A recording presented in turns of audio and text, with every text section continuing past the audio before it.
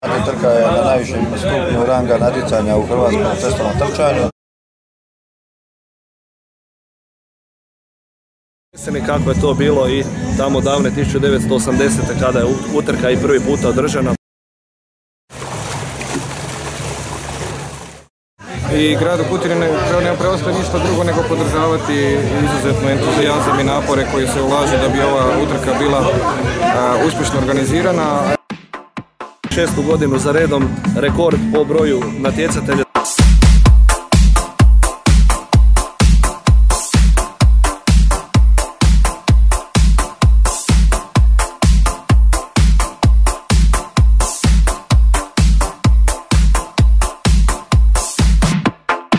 Inače staza je dužine 15 km. Vrijeme je praktički idealno za trku 16 stupnjeva. Start je na glavnom kutinskom gradskom trgu.